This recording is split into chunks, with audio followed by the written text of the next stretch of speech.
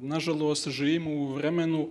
kada sloboda više nije vrlina opšte prihvaćena od masa,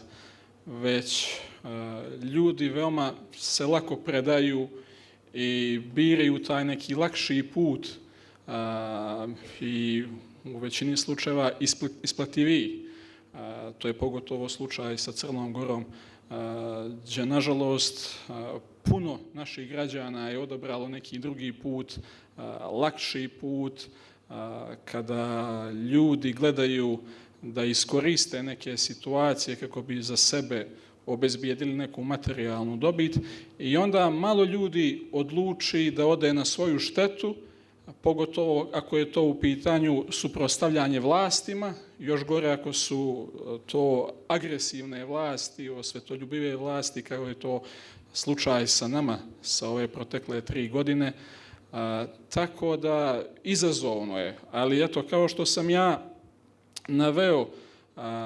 u mojoj prvoj kolumni koju sam napisao aprila mjeseca 2021. godine, gdje sam nabrajao neke moje pretke koji su poginuli tokom Drugog svjetskog rata, njih je 6, 7 ili cijeli bandići koji su dali stotine ljudi koji su položili glavu za Crnu Goru i onda se jednostavno vodim time da ako njih nije bilo strah, ako oni nisu mjerili, kalkulisali, dvoumili se, onda jednostavno ni ja nemam pravo na to. Ako bi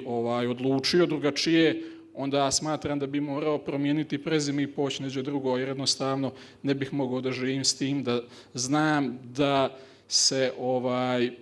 ponašam onako kako bi mi neko na onome svijetu ili kako god zamjerio ili mi rekao